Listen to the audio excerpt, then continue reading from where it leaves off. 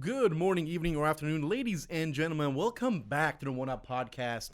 This week with us, we got a special guest, Mr. Bill Haas. He's an awesome filmmaker. Been making movies for a long time. Ran a film festival, did a whole bunch of super interesting things. My co-hosts, as always, are George Martinez and Manuel Gonna. I am Milos Bukarica, and welcome, guys. What is up? It's been a while, like a week or two before I've seen y'all, and it's been a long time since I've seen you, sir. It's been quite a minute.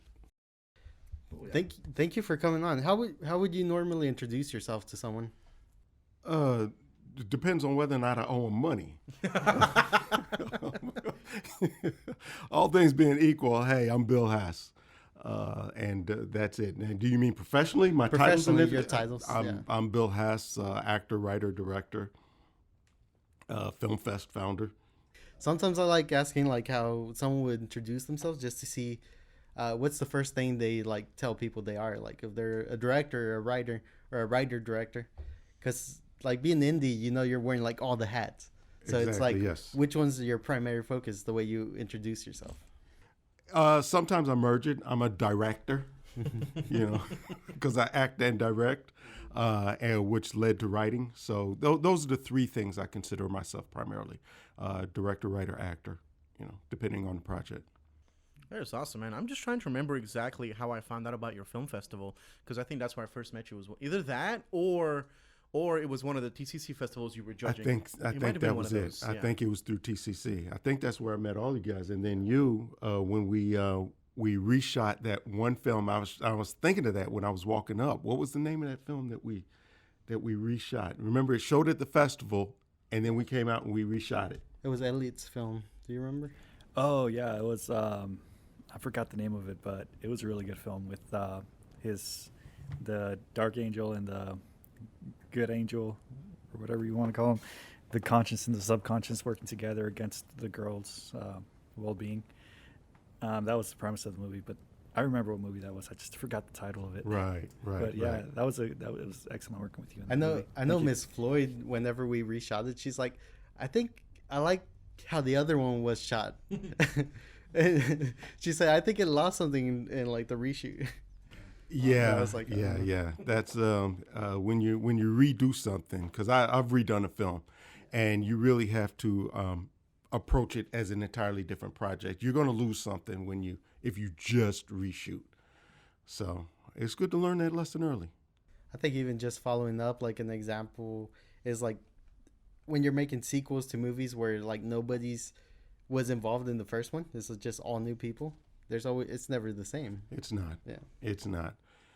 I mean, it's crazy what some people do, like the whole Snyder Cut thing. You know, that went from being one thing to being completely like kept some of the ideas original, but just completely changed it around. I mean, that was something else. Yeah, that was absolutely insane, because I mean, I had to watch that over like 3 days. Oh yeah. It was. My only exposure to it was really of the last books. I think the episode before last we talked to Jesus and Jerry, so I just got spoiled and everything with their podcast. But did you watch it? No. Not yet. Oh, you haven't seen the Snyder Cut yet? No, I haven't. I mean, I'm planning on it maybe, but I was like, the first one was so bad. I'm like, this, you know, I'm just like, it's gonna be better, but I don't know how good. You know, some of it I thought was gratuitous. You know, I just didn't see the reason for some of the things that were done. And I'm not going to get too deep into it, and I don't want to get death threats from anybody. But so yes, I loved it. So we mentioned TCC a little bit, and that's mostly how a lot of us got our start, maybe just a little bit before around that. What about you? How did you get your start in filmmaking? I actually got my start in filmmaking through almost sheer force of will. I started way back when your parents were probably in high school, stage acting. Back in 1988, I started working with the stage in the Fort Worth area, which led to writing, and eventually I decided that, you know what, I want to get into film. But you know, working a job, all the things I was doing as a husband, father, employee, I just could not get away and get the opportunities that I wanted. Okay. Well, we all know actors felt like I deserved. So, And so what I did is I started writing, and I came up with a short film. I wanted it to be a feature at the time. I spent quite a bit of time trying to write this thing as a feature, and it just would not come out as a feature. Finally, I understood this is a short film, and wrote it as such. Got to the end, which I wasn't expecting it to be, and got together with a few other people that wanted to get into film that didn't know what they were doing, and we made a movie. And it's actually on Vimeo now. Oh, that's And awesome, man. yeah, it was a great experience. We learned a lot, and we were surprised it came out as well as it did. It made us want to do another one. But that's how I got started. Just I didn't feel like I was getting my just due, so I started doing it myself. Now, do you want to plug it? Do you want to say what it's called? The title of the film is 40. It is actually, I talked earlier about reshooting a film. That is when we shot Just My Luck. Yeah. That is the feature version of 40. Oh yeah, I've heard about this. Yeah, I've heard you talk about this, man. Yeah, Yeah. that's super cool. Yeah, so it was 40, and it was very, about a guy who finds out he's going to die on his 40th birthday, which for me was actually cathartic, because I actually spent a lot of time believing that I was not going to live past 40 for no particular, for a particular reason, but it wasn't rational. Yeah. And so I did that, and what it allowed me to do was exercise some of the demons that I had in my life that weren't necessarily holding me back anything but emotionally. So that's what 40 was about. Now, that's super cool, man. I keep talking about this dude because he influenced me and stuff. John Johnson, a filmmaker I know up from what state? Pennsylvania, right? Yeah, I think something like that. Or no, Virginia. My bad. They're all right. I'll get the state right one time. But he made this short film called Fear Fighter. I think actually it was his first feature, I believe. And he remade it a couple years ago as like a choose your own adventure type YouTube thing. Mm-hmm. And I was like, that's kind of cool, just seeing people revisit their original projects, going through it with a whole new thing, like having the similar concept, but just completely, from a different point of view. So how was your experience like? How would you compare the two films? Well, the first film, I didn't really know what was causing the issue. Mm-hmm.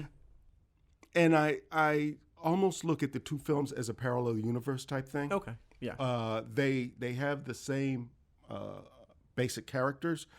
The feature expanded. So in the feature, what I was able to see was more of what caused this guy's issue and actually bring the antagonist into the story, because the original was very ambiguous.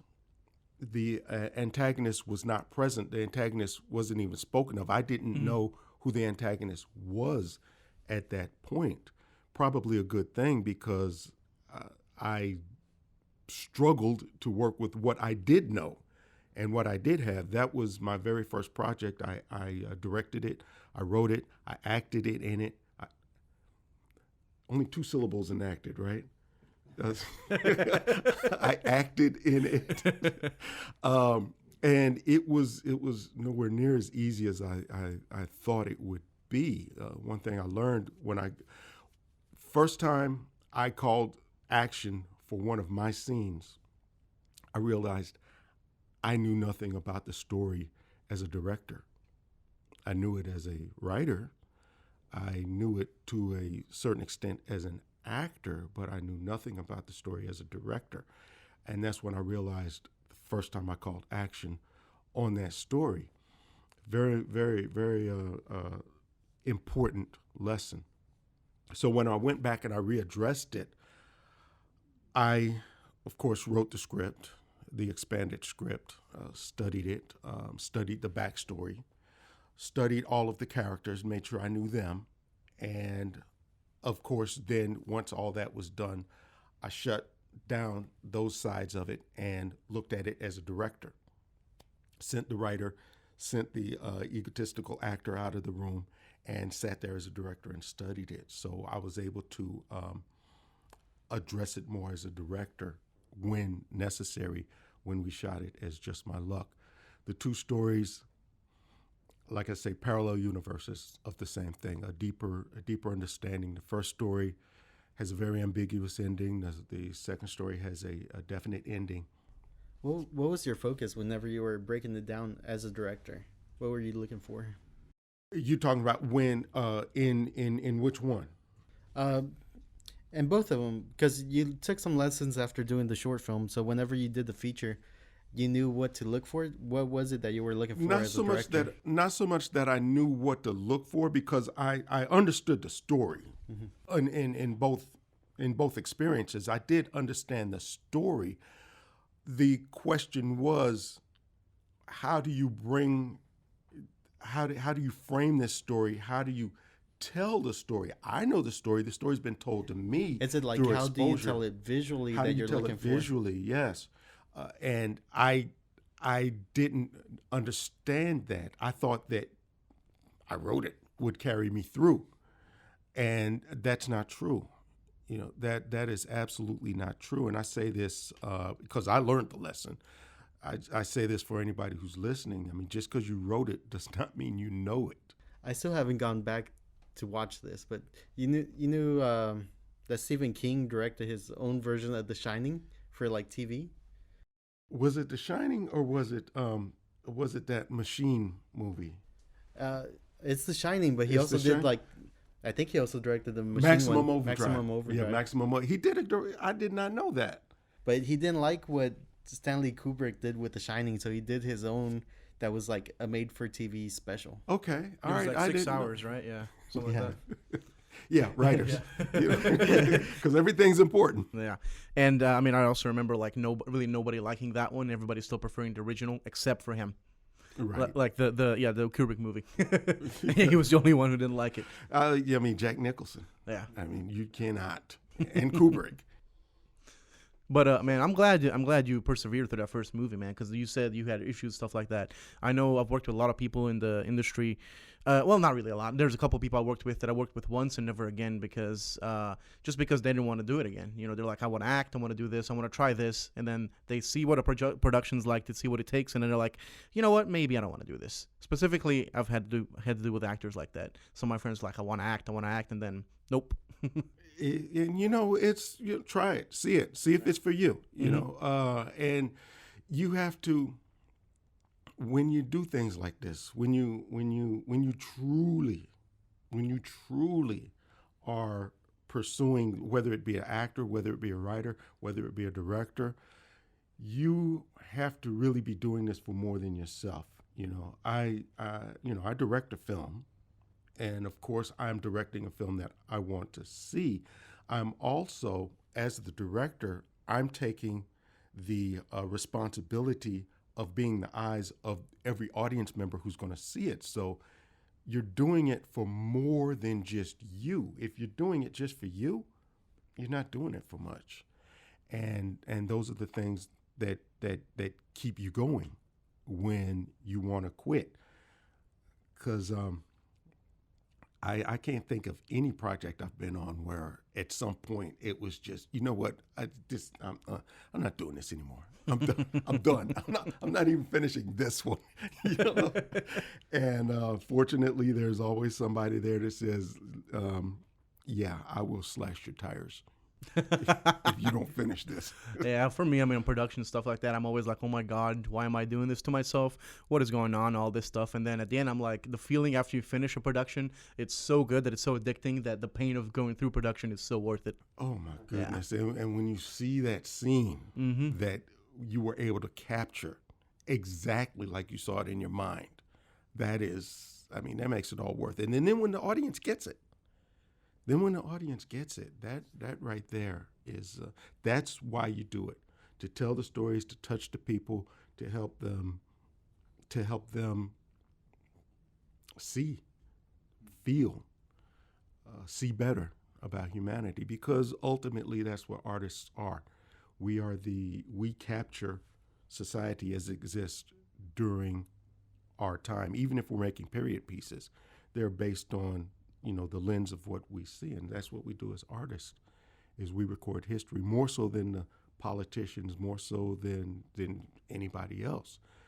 We record society. We are historians. Yeah, and our stuff usually holds up more because, definitely like you'll watch movies from 10, 20, 30 years ago. Nobody's going to look up speeches from that long ago for no reason. Really. Not for no reason, but you sit there for entertainment. Yeah. And watch those films, and so you'll see what's going on. Mm-hmm. Absolutely, man. Point. Yeah. What's a filmmaker that inspired you or that you took lessons from? I am one of those Smith type filmmakers. I am in. Believe it or not, I'm almost embarrassed to say it. I'm inspired by comedian filmmakers. I'm not embarrassed to say that. Comedy is a very respectable art form. But I've learned a lot about Jerry Lewis and what Jerry Lewis has done to get his film made and the films that he made. So the things Jerry Lewis has done have inspired me. Robert Townsend,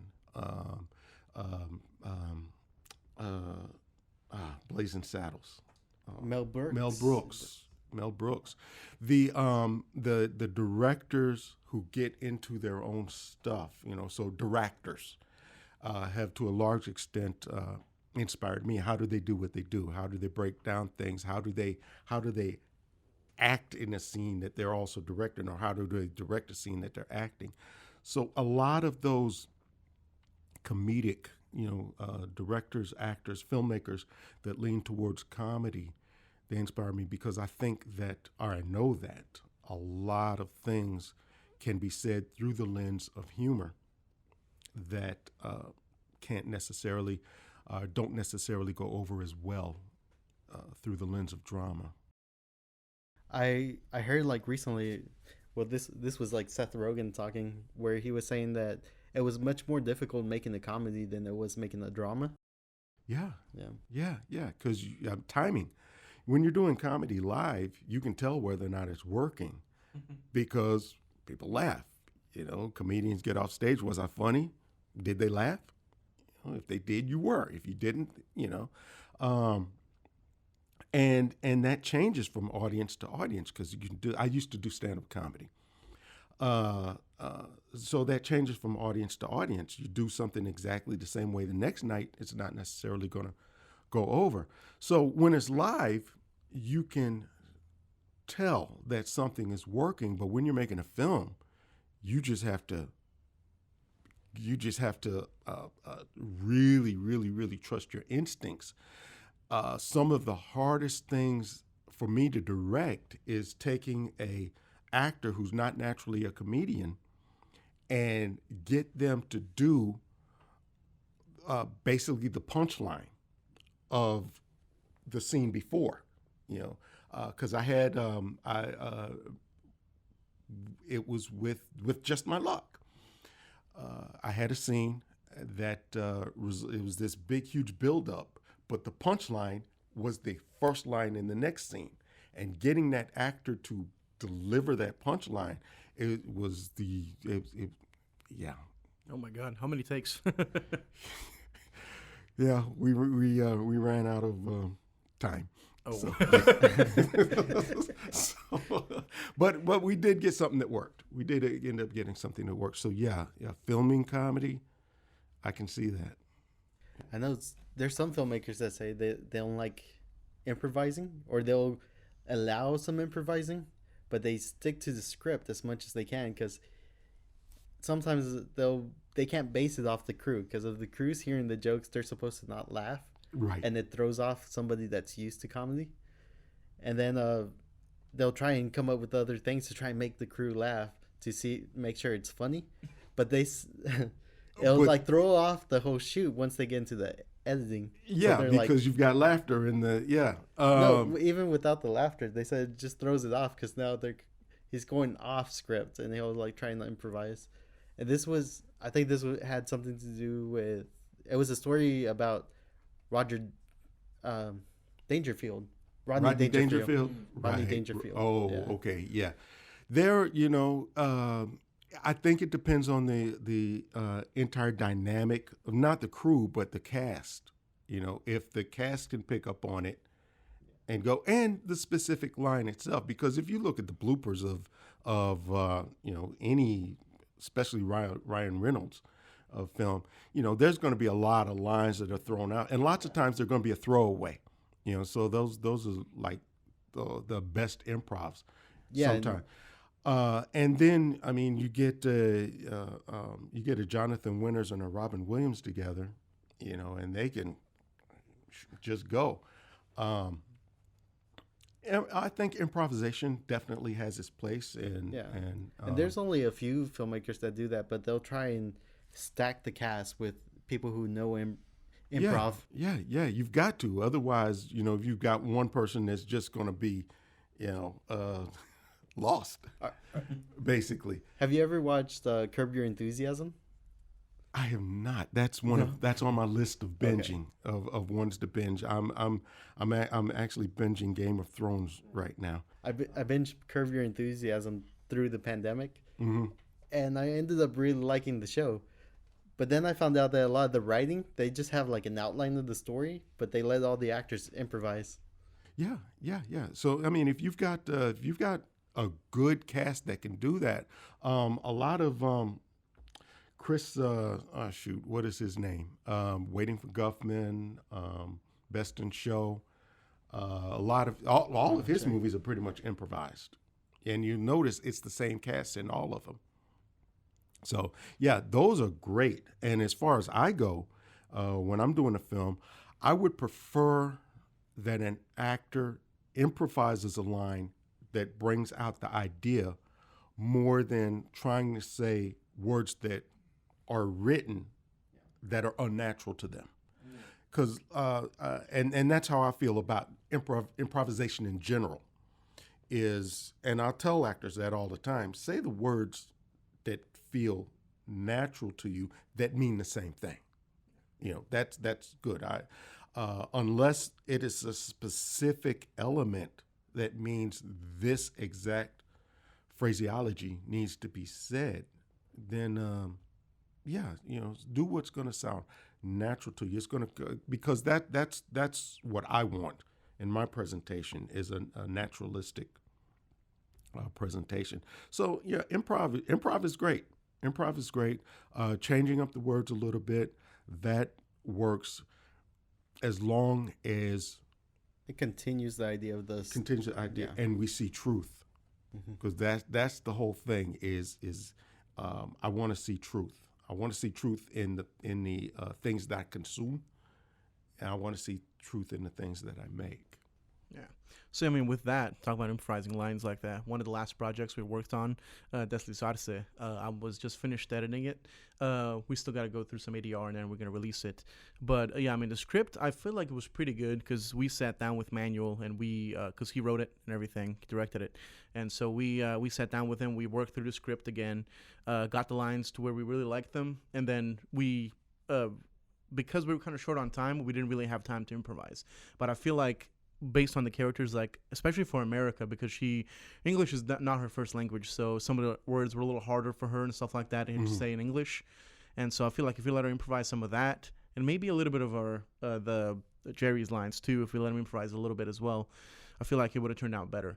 But I mean, because we were crunched on time, unfortunately, we weren't able to do all that, which I feel was kind of a bad thing for that. Still, I just gotta say, one of my favorite, funniest things in that movie, it was just unintentionally funny, is literally Jerry, one of our actors, Jerry, he just turns around. The line is what? Literally just says what. There's no indication how he needs to say it. We just told him act a little bit annoyed. He just goes, what? With the funniest face I've ever seen in my life. Like, it's just one random line for nothing, and it's my favorite part of the movie. I don't know why, but I just love that one little part of it. It's so funny. I bet. I mean, there was something very true about it. I mean, something just really honest about it. When you were talking, that reminded me. Another thing about improvisation, multi-camera. I mean, if you're gonna encourage improvisation, you need to have 2-3 cameras, because you won't get that reaction in the moment. You will not get that reaction. And we shot a film in 2019, Retirement Day. I didn't direct it, but I co-wrote it, and I acted in it.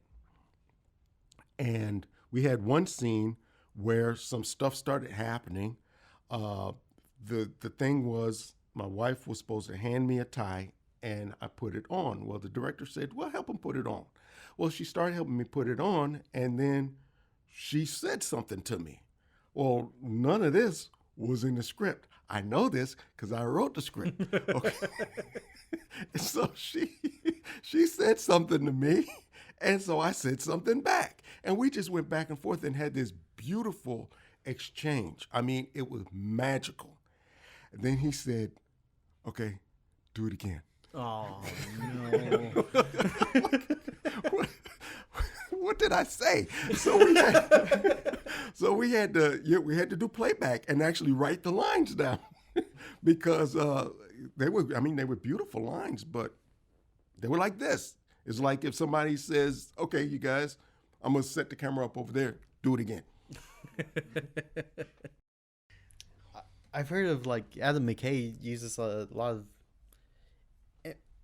of improv, but he'll use multi-camera, but even combine them with like long lenses, so that way they're outside the room and he's just kind of filming from far away. It's a great idea. And he says it makes it feel more natural, but you also get that more energy since it's like a long lens, so you get those little shakes from the camera. Yeah.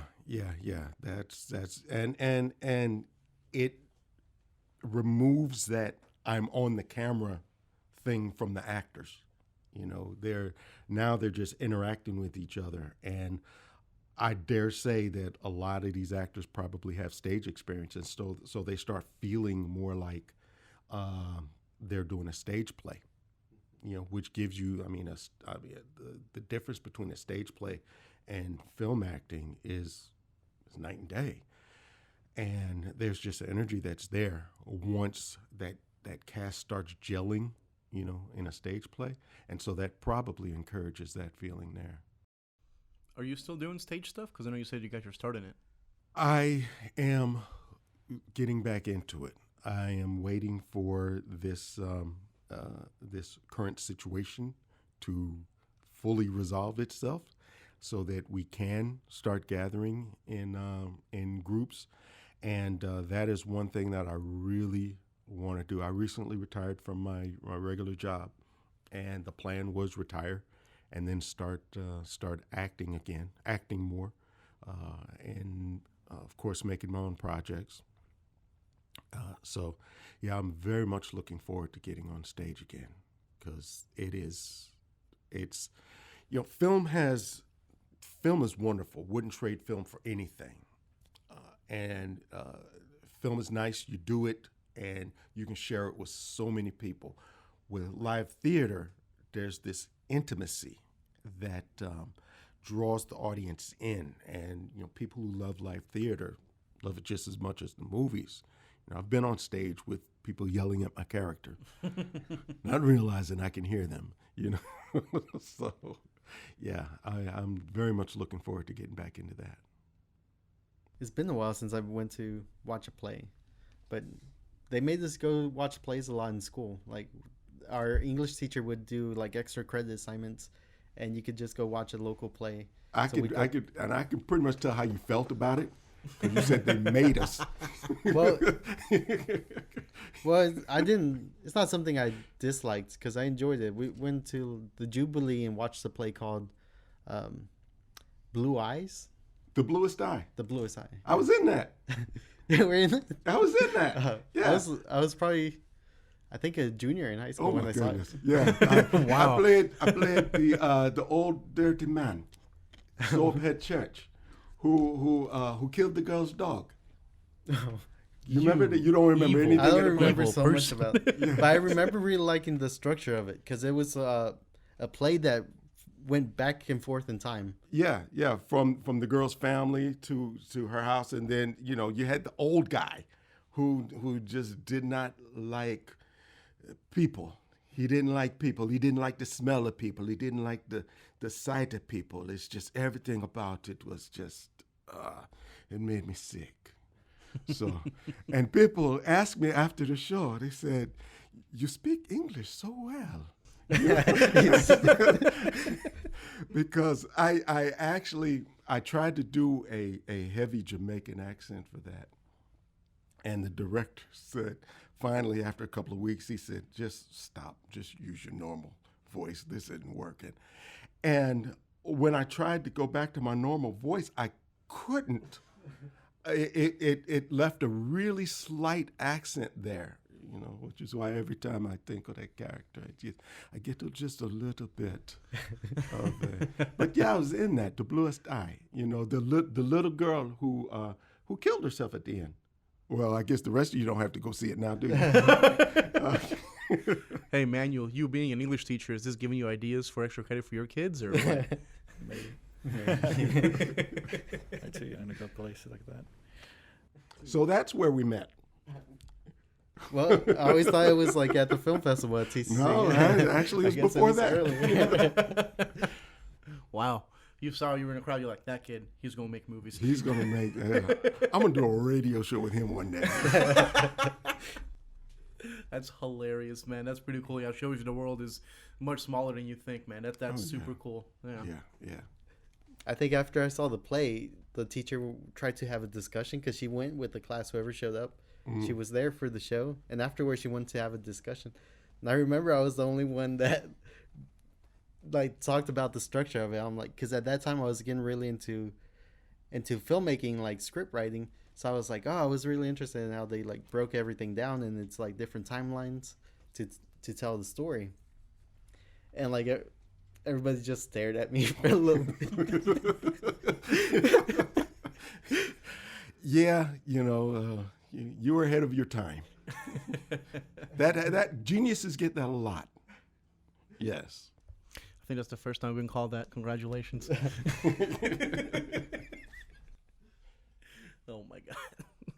So you get that, you do your first short film. Do you go into the second one right after, or do you just do you take a bit off, go back to plays and stuff like that? Well, so I was doing plays concurrently, which because that was actually my word I had to use for the day. So thank you for setting that up. Mm-hmm. I was doing plays at the same time. So, of course, I went into another play, but I had the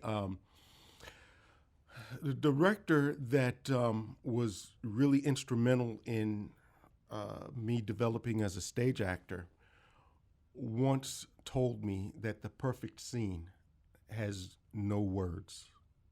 And that is really the way I approach filmmaking, is as few words as possible. Lots of times, my note, as a film festival director, as I'm looking at films, is too many words, way too many words. I mean, it's even stage plays. If you can communicate your scene, if you can put a scene together with no words, that is beautiful. So my second film, I decided was going to have no dialogue. Just wrote it, and I think it was 15, 20-page script with no dialogue. So we did that. That was my second film, and the name of that was Sorry I Missed You. Started out as a joke, just somebody knocking on the door. Matter of fact, the original title was Knock Knock. Somebody knocking on the door.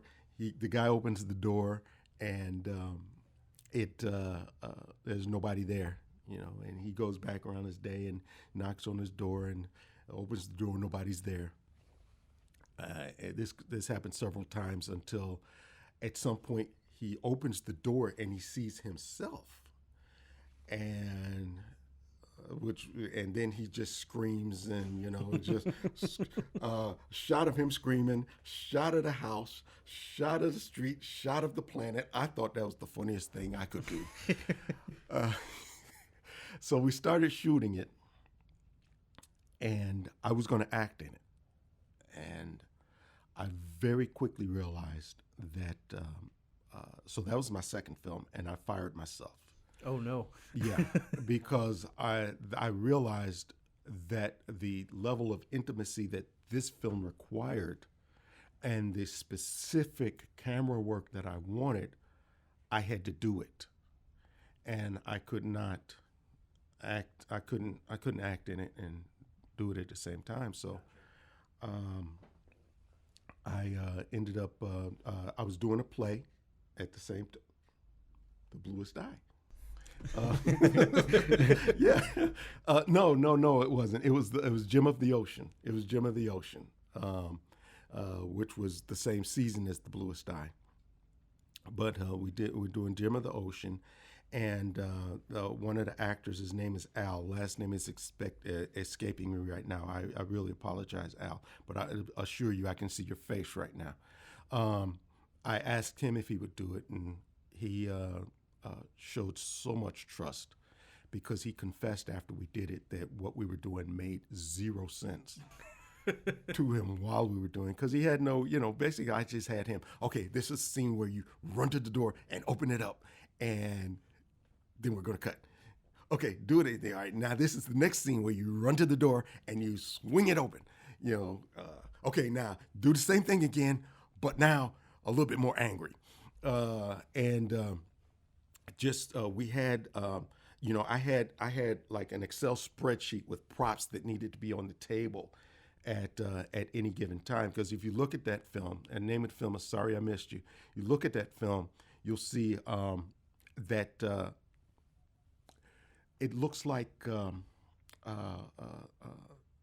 mistakes where a prop is on the table at one point and then it's not on the table for the next shot, and it's on the table again for.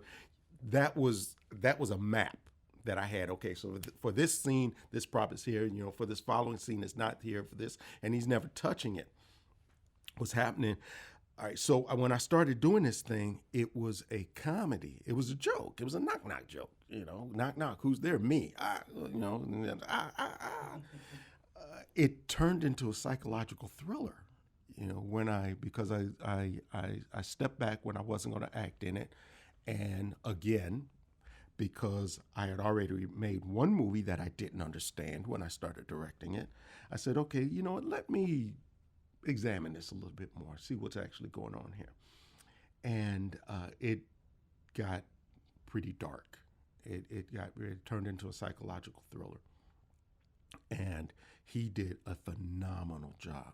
And there is, actually, I looked at some footage from that film sometime in the last couple of years and heard some dialogue. I mean, I made this film in like 2010, okay, like 10, 11 years ago. And so I looked at it 10 years later and realized there was dialogue. I had him pick up the phone at some point, and he said, if you'd like to make a call, please hang up and dial again, blah, blah, blah, blah, blah. Yeah, I said, gee whiz, dog. There was supposed to be no words in the thing at all. And I didn't catch that. It took me 10 years to catch that. But he did a phenomenal job. And then when we took it out and we showed it to people, this was the crazy thing. People got it. I mean, no words in this thing. It's a 26-minute film. It's too long. It's way too long. But it was my sophomore film. And that's a hard lesson for us to learn as filmmakers. Is however long you think your film needs to be is too long. So, Hashtag Snyder Cut. Oh no. Jesus is gonna be in the comments. No, bro, we needed 2 more hours, bro. But yeah, so this is a 26-minute film, and it is too long. I mean, I could have and should have brought the film in under 20 minutes, closer to 15. But I ended up losing the footage, so I can't recut it. That's not one that I'm interested in reshooting. I more wanted to recut that film, but I don't have the original footage anymore. But even at 26 minutes, people get the film. I mean, I've had people crying as a result of that film. Once everything came out, because what I was able to do by going back and rewriting that script, examining my main character, I was able to find out why this was happening to him because, I mean, it was a joke. It started out as a joke, but once this character started living, I discovered some stuff. I saw some stuff looking into this character's life that had happened to him that was just driving him insane. And he had this mental break, and that's what we captured. We captured the day he had this mental break. And so, yeah, and it translated. It came across. So I say that to writers, again, when you think the script is done, it's not. When you think that story's done. Now, the fact of the matter is the script never gets done. A film never gets fully edited. Nothing ever really gets done. It reaches a point to where you're willing to work with it. You're willing to release it. But there's always something else you can do. Speaking of like films with no dialogue, I always liked watching the old silent films like Charlie Chaplin, and I always liked watching those. Even they had a lot of gags that you could tell they were like influential in the time, because a lot of that you see like in Looney Tunes. So it goes back and forth. Because there's a lot of jokes. There's one where Charlie Chaplin, like, I guess he kind of dies, and he's wearing like this white robe and little angel wings. Someone's lifted him up. So it's very Looney Tunes in live action. Oh my God. And back then, a lot of it looks, funny and choppy, and, the speed is different now, but I don't think that back then the speed was as fast as it is now, because I forget what the frame rate was that they shot in. It would vary because it was always crank cameras. Yeah, so it's just however fast they were cranking. How much coffee the camera operator had. Yeah. And then for sure, whenever they wanted to do something that was fast, they would like crank it a little bit slower. Right, exactly. Yeah, that way it looks like they have that weird walking. Right. Which is still how slow motion works. Yeah. Yeah. Did they start? Rapid motion, yeah. I think I've seen somewhere they're starting to like get old footage and old stuff like that, and actually like just even out the frame rate and stuff to everything looks like. With AI. Yeah. AI try to make it look like like filmed with the recent camera with no like weird cranking. The reason I bring that up is because there's people who say that some of the best stories are the ones you can still understand even without the dialogue. Yeah. It transcends language. Those stories can be told worldwide, and especially with filmmakers, if you're relying on dialogue, I mean, there are. I think the exception to the rule is a wordy film that works. Yeah. But by and large, you should be able to turn the sound off and watch a movie and get what's going on. There was someone that was saying that they enjoyed M. Night Shyamalan's movies more without the sound. And they say you still understand the whole story even without the sound, and they'll just watch it from beginning to end and still understand it. It's a great exercise. Yeah. It's a great exercise. I've heard. I was watching a master class, I believe, with Scorsese. And he was saying that's what he does when he wants to examine a scene that is influencing a film that he's working on, is he'll watch it with the sound off. And you'll see things. You'll see things because you don't have the sound distracting you.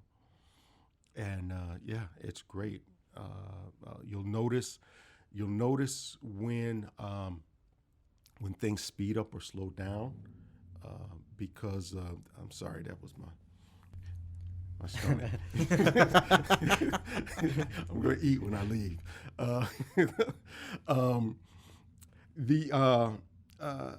You'll notice things when things speed up and slow down. You don't have the sound pulling you in a specific direction. Which again speaks to the importance of a well-produced soundtrack, which helps to build anxiety, things like that. So you don't have that stuff going. So your mind is free to just focus on what it's seeing, not what it expects to see because of the sound. So yeah. Now that you brought up the soundtrack, yesterday I was rewatching Kill Bill, And at the very Not end, my favorite title. but I just happened to be watching it yesterday, and whenever they get to like the final third of the movie, there's the fight with the Crazy 88, and it's all basically a music video because everything goes to the music, but he's also like he's mixing in different songs. So once the song is playing, they'll like cut and just transition to another one, but each one's like elevating the action, or at least going with the action. Yeah. I really like Tarantino's just understanding of the entire process, which is another that's another filmmaker that has had a huge impact, particularly as far as writing style goes. Because I just love, I love the way he writes. I really love Tarantino's writing. He has a rhythm to it. The other person that I like, as far as just writing, is Aaron Sorkin, and Aaron Sorkin also has like Masterclass. Okay, yeah, yes, I haven't watched that, but yeah, I do need to watch his Masterclass. I really like his dialogue, but he has more of a rhythm to it. Very fast. Yeah. Speaking of writers and stuff like that, I know, Manuel, you count yourself as a writer more than anything. So who influenced you with writing, man? Because I don't think you ever talked about that. Just as we're talking about writing right now. Really, for film writing, it was just Tarantino. Yeah. Writing, I like writing myself, just poetic stuff. But for film, it'd be Tarantino who's influenced me the most. If I want to turn one of my poems into a film project, then I go based off it for characters. And that's something Tarantino really likes to focus on, his characters, to bring the audience in and to make them understand the story through the characters.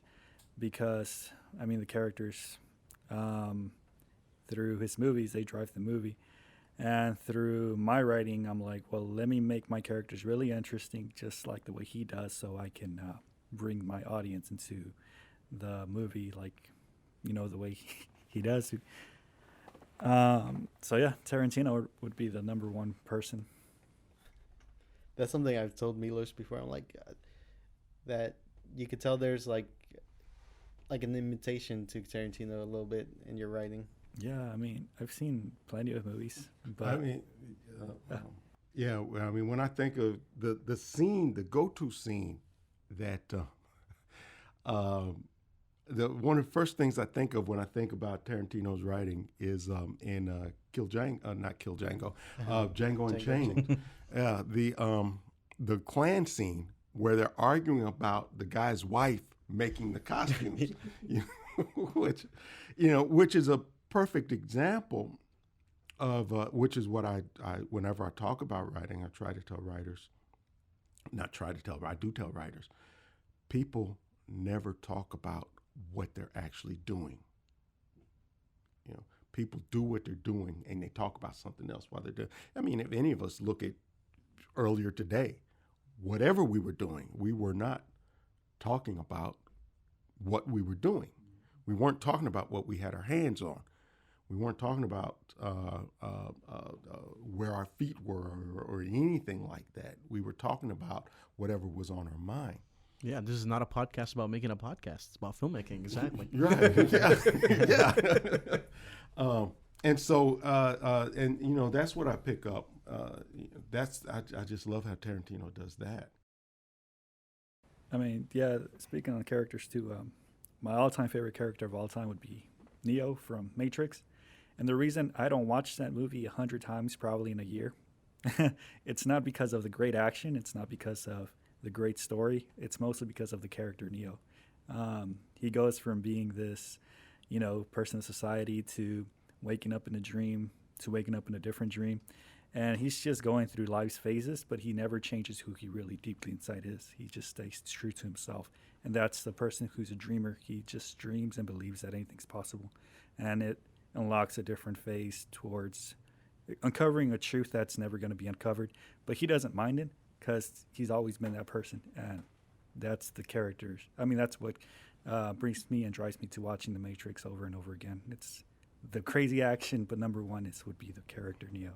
And the totality of that story experience. I mean, you can watch The Matrix over and over and over and over again and get pulled into it. It is that is there are several films for me that changed my experience. The Matrix was one of those films that changed my experience observationally of storytelling.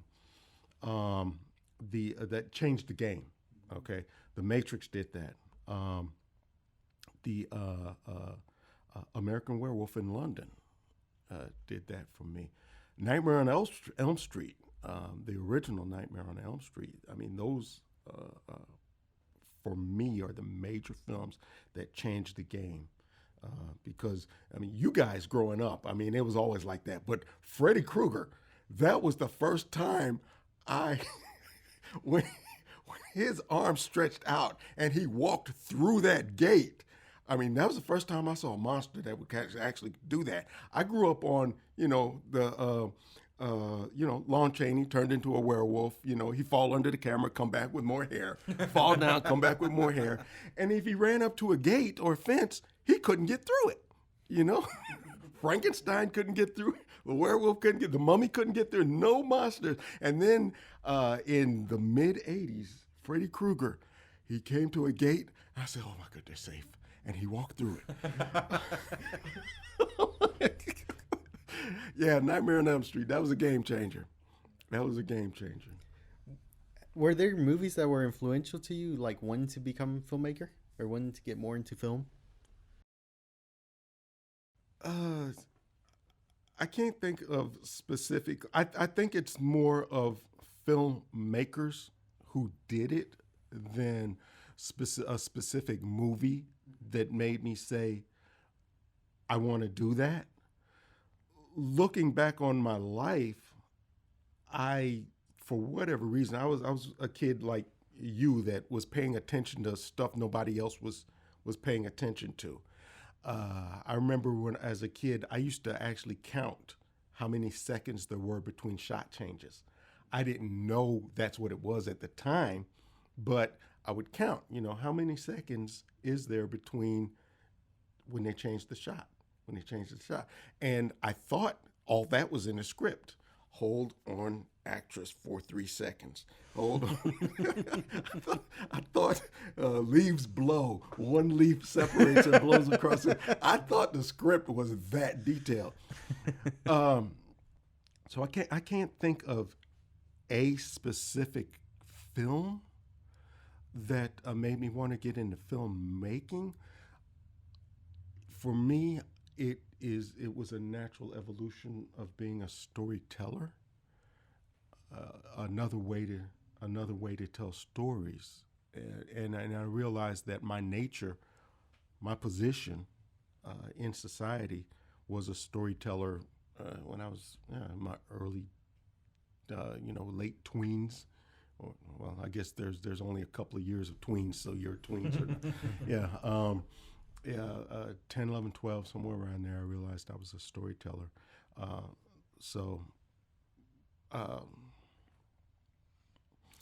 I can't think of a specific film.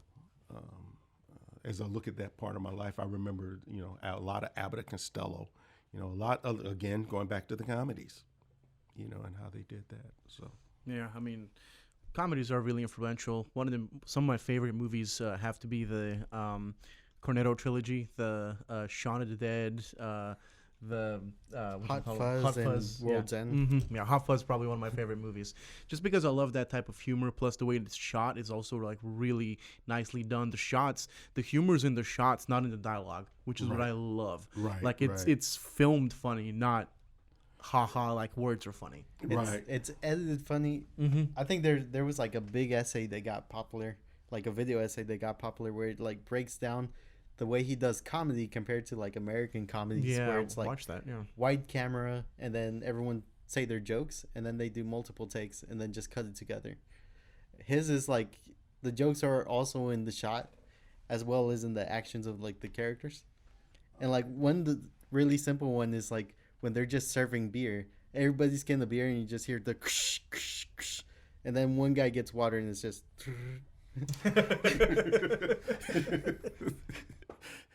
yeah, I now admittedly I loved Shaun of the Dead and Hot Fuzz a little bit more than World's End. Maybe I have to go back and look at World's End again. Same here. Yeah, I watched it one time. I think I was expecting like the end of the world, which is what kind of threw me. Yeah. So, yeah, it's not what I was expecting. But still looking at that chemistry in those people, that was a lot of fun. But I definitely liked the first two more. Yeah, I mean, Hot Fuzz is probably one of my favorites of all time. It's up there, probably top 10 favorite movies. It has to be. That movie is so good. Yeah. And, the British guy that you can't understand, which is a thing. It's actually true. Because I was in England once talking to a guy who was speaking English, and I couldn't understand a word he was saying. It was like, okay. Yeah. That's I hilarious. had that experience, but in Mississippi, I was like, what? Yeah, probably same guy. Yeah. Same guy. Yeah. You don't have to go that far. You can just go to Louisiana. I And was probably. about to say Yeah. Just listen for this any syllable that sounds like gator. Okay. say that. Yeah, I'm out. Bye. Yeah. But other movies, like for me specifically, I was always a fan of action movies, stuff like that. So stuff I write's mostly actiony and things like that. I was never really good at writing stories and stuff like that. So Right. it's mostly what I've influenced by. One of the movies I rewatch every year is Die Hard. I'm that guy. It's a Christmas movie, It Fight is a me. Christmas movie. Thank you. Thank you. Does somebody think it's not? There's a lot of people Bruce that don't. Willis. What? Yeah, Bruce Willis came out. What is wrong with that guy? On the Bruce, there was the roast of Bruce Willis. He said, "Die Hard is not a Christmas movie." Oh no. Oh no. Did he write or direct it? No. Well, then he doesn't count. Yeah. But no, so movies like that, I watched movies like that a lot when I was a kid. So that's what kind of influenced me into what I was doing, what I kind of started doing.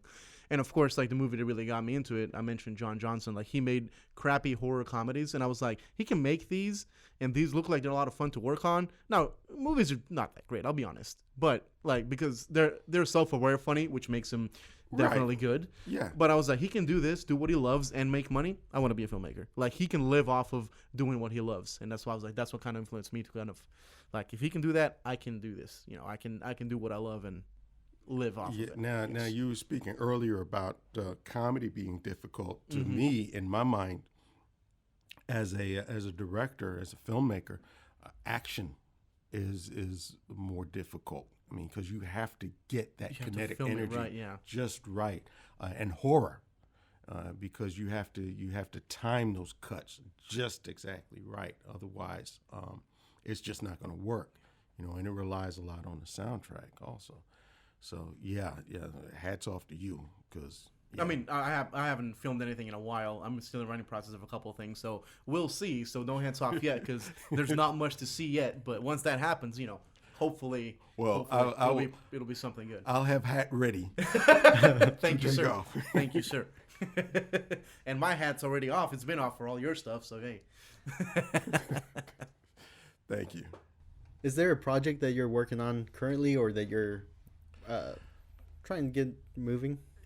Actually, yes. The wheel. I mean, we know who we are. The wheels are always turning. As a matter of fact, I had one that started coming together today that I'm going to co-write with somebody. I need to call them about it. So yeah, I've got a couple of projects that need to be written. I've got a project that I actually wanted to film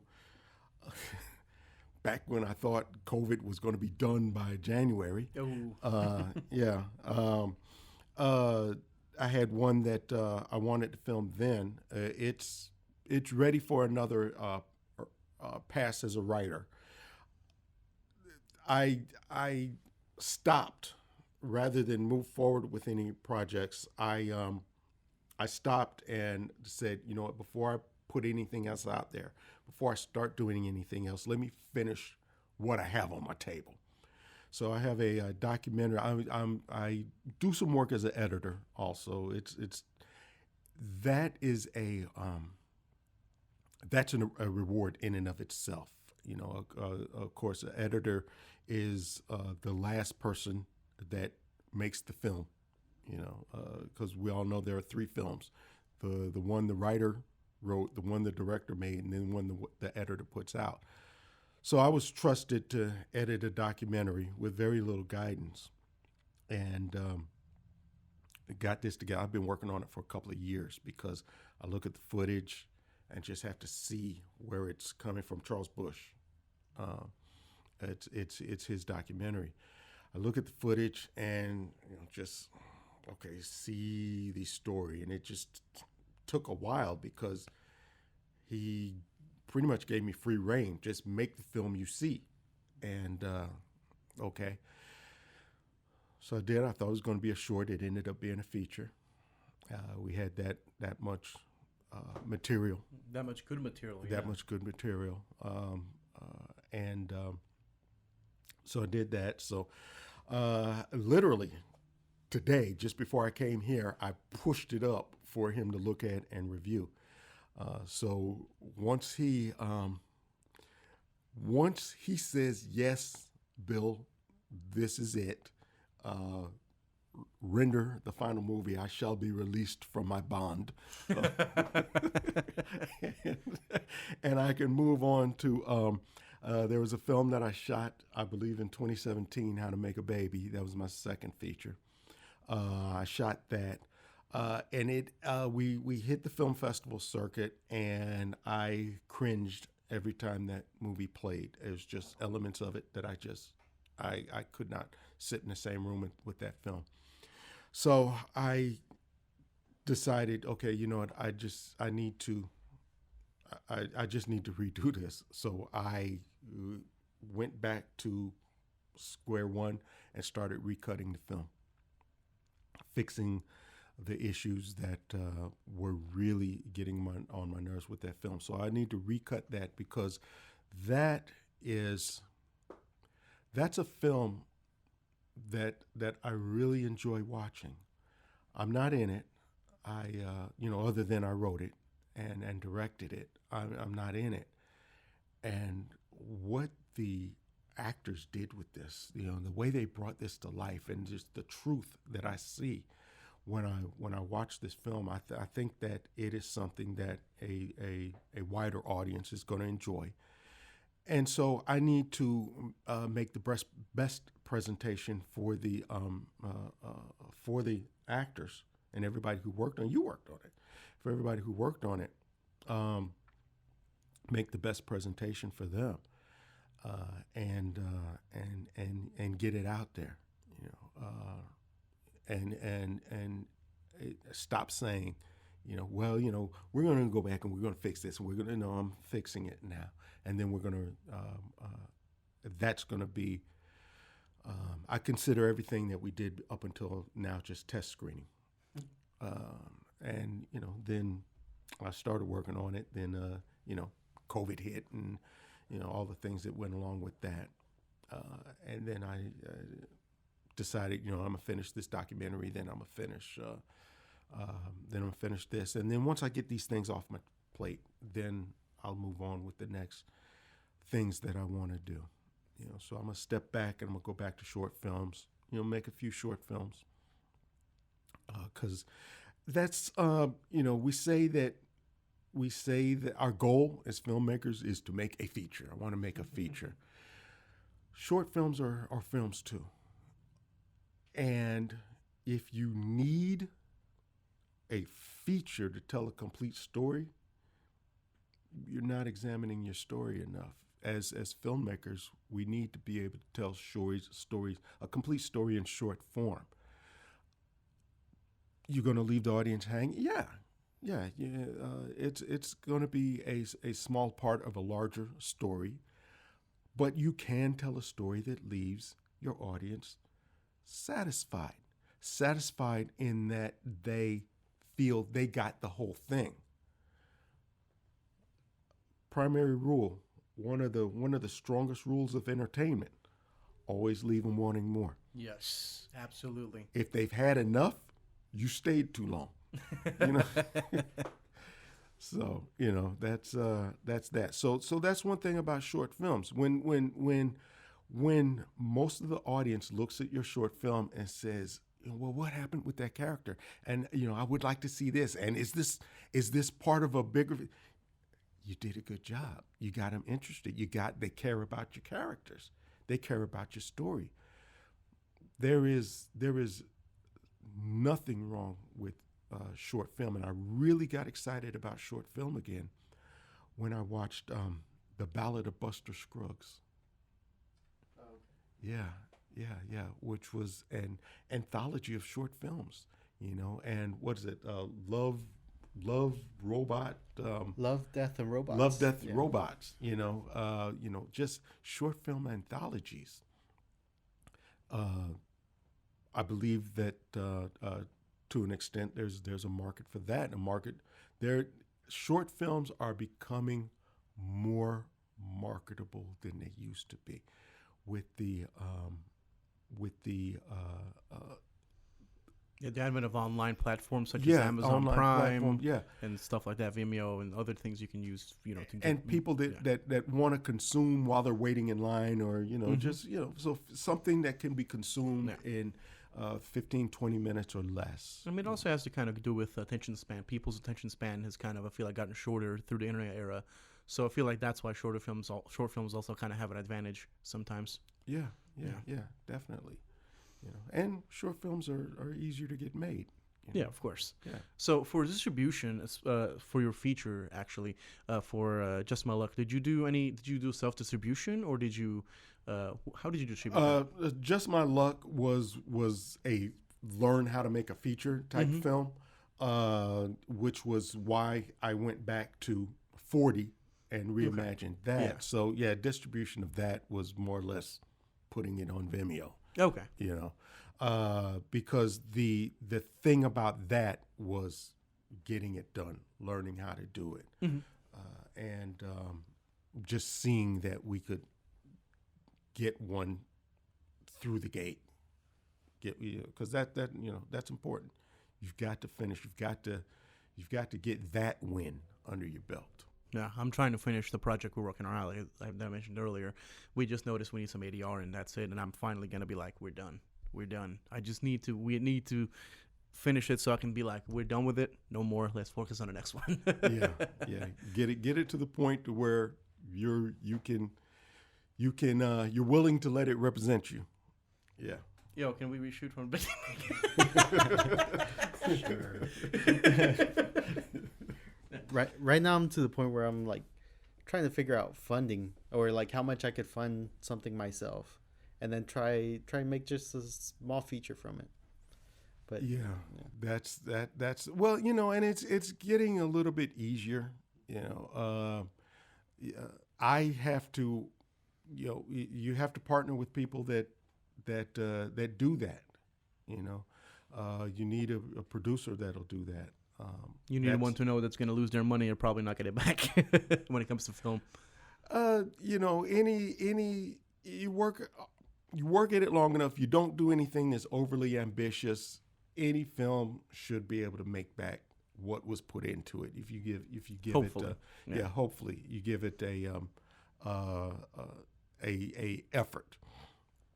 Unless you're doing it like I did for Just My Luck, a learning experience, then it's basically what I would have paid, for a semester of film school. Yeah. Right now, a movie that seems really interesting to me right now is one called Faith Based. So they're about to wrap it up. It's about guys who just can't get a movie made, so to get funding, they base it off a faith-based movie, and they try and make the most ambitious faith-based movie. They're like, it doesn't have to be good; it just has to be a movie. Are they shooting it here locally? No, it's in LA, but they made the news because the community that makes those movies kind of started commenting on it, so they made Fox News. Oh wow. Oh no. But it helped their marketing because now it brought more attention to their movie. Yeah. Well, I'm behind you guys. They said even once they got that made the news, they started sending the articles out to actors, and they ended up landing like bigger actors because of the controversy behind it. And Nice. nobody's even seen the movie yet, and it's not supposed to be like a negative look at the faith-based movie. It's just a comedy. It's just right. Because you said it. That's the first thing I was thinking is the genre of faith-based films. That's great. I mean, just the title is a great marketing concept right there. I love it. I want to see that when it comes out. I'll send you a link. They have some funny trailers. Yeah, get it done, guys. We want to see it. Hey, George, did you say we found some footage from a last episode recently? Oh, we found audio from the last episode. This was before we had cameras, but we have a we have a podcast we recorded with Charles, and he was only like our second guest. And then I ended up selling off the recorder and left the memory card in there. Oh no! I left it in the case, and the guy who like got the recorder, I was like, "Hey, was there a memory card with it?" And he's like, "No, I haven't seen one." And then like it's been 3, almost 4 months now, and he's like, "Hey, I opened up that little case that's in the big case, and it had the memory card in there." Oh, and it hadn't been recorded on. No, it hasn't been recorded on. Good. So He found our missing podcast. Okay. All right. Good. Does Charles know? I told Charles. Yeah. Okay. I was like, "We'll try and release it this week." Yeah, we'll see what we can do, man. Yeah, because you mentioned him, I was like, absolutely. But also, like the whole thing. You're also speaking about documentaries and all that. Like for me, I kind of wanted to get into them, but it just seems like such a challenge. Because I watched the making of I don't know if you remember it, probably almost a decade ago, and this guy made a documentary about Sriracha, and I kind of followed that a little bit. He shot, I think it was, I forgot how many hours of footage, like a ton of footage. I think 400 hours of footage, and then like had to put it down into like a 30-minute film. It's like that's insane. It's absolutely insane. Yeah, it is absolutely insane. I don't have the discipline, or I never thought I had the discipline to make documentaries, because I mean, for me, when you're making a documentary, you have to know what you're talking about. You have to do research. Whereas when you're doing fictional narratives, you can just make up, However, once you actually study storytelling, if you want to be a storyteller that more people can trust and relate to, you got to do some research in order to tell fictional stories too. Because particularly if your fictional story is set in this reality, I mean, I've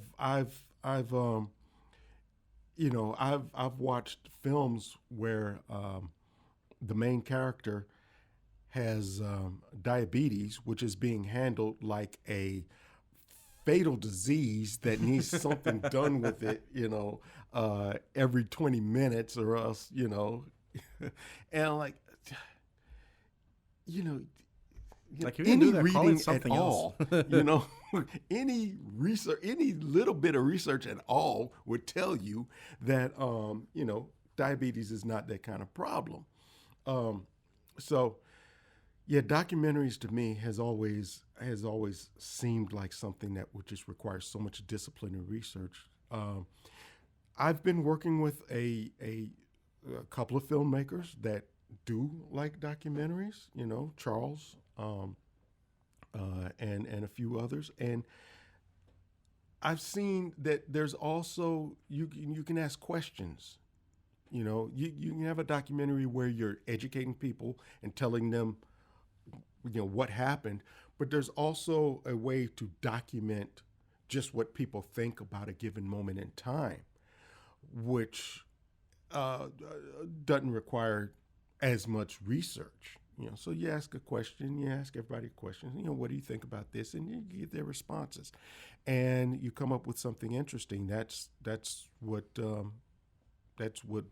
we've done. That's what Charles recorded, and we were able to put together.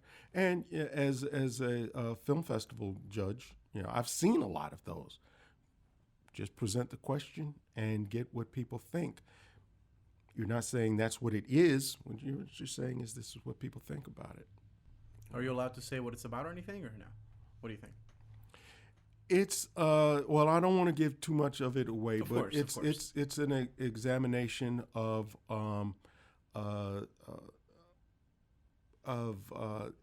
LBGTQ. Yeah, and whether or not it's just examines the question of nature or nurture. Okay. In as far as being gay goes, and so examines that. Doesn't take a position, just examines that, and some very interesting conversations. Very interesting conversations. He had some great subjects who had some very interesting thoughts on the matter.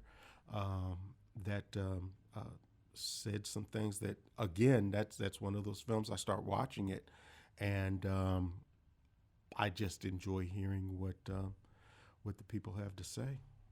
That's awesome, man. So yeah. I mean, especially because of how long you said you worked on it, I'm expecting not expecting, but I guess I can just tell that it's going to be good because how much of yourself you poured into it through the edit from what you've been saying. Well, I'm biased, Yeah. so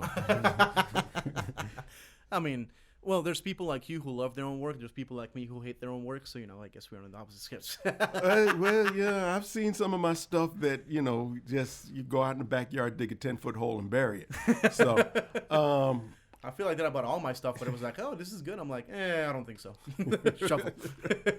yeah, I've got some stuff that just it will never see the light of never see the light of day or night. All right, we're getting to the point where we might have to wrap up. Is there advice you would give to anybody getting into production, or maybe somebody already in production as far as approaching their projects? It's not a one-person show. It's not. You as a filmmaker may be the central idea, but it's going to take more than you to bring this thing to life. And you've got to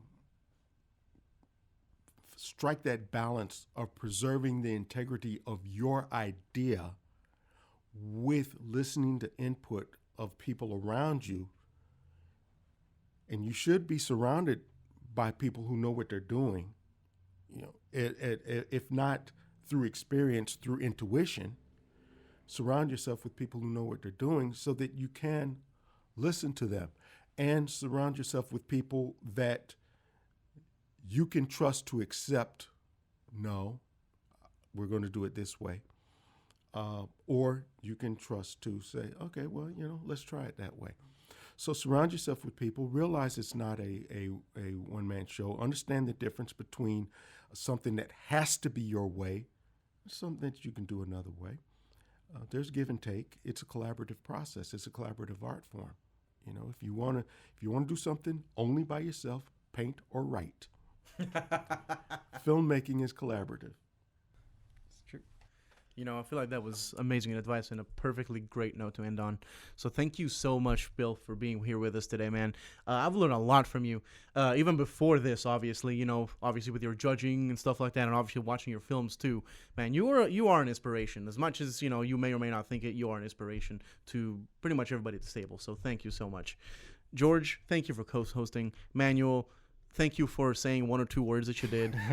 And of course, the true MVP of this is Adrian behind the camera. Bro, Adrian. Without you, this podcast wouldn't be anything. Adrian. So this is a audio and video podcast. We do post an episode out 1 week early on Spotify, and then in a week later, they will come out on YouTube. So if you want to get ahead on this, check out our Spotify Plus. We do have 3 exclusive episodes. Our first 2 episodes are audio only, and one we're just about to release with Charles Bush, who is a great filmmaker that, of course, and we all know and love. His podcast is also going to be releasing here. Or did you release it already? No, it's not released yet. Okay, so it's going to be released here pretty soon as well. So 3 exclusive on Spotify. Everything else you can find on YouTube a week later. Thank you so much for listening, guys, and Is there anything you want to plug? my bad. Like your My social bad. media? My bad. Plugs. Damn. I forgot. And I didn't even drink this podcast. What the hell? My bad, man. My bad. We spoke a little bit about Vimeo. The only thing I want to plug is the Vimeo channel of Bill Haas, Hass, and the film that we discussed at length is 40, Forty, and everything else you can get to from there as far as links go. You know, you'd think this may be our first episode, how unprofessional that was, but no, we're on episode, what, 10, 11? Damn. Sorry, boys. All right, and now we can say goodbye. Again, thank you, everybody. Y'all been great. Bill, we love you. Love you Manuel, talk more, you asshole. Adrian, thank you. All right, guys, we'll talk to you all next week. Bye-bye.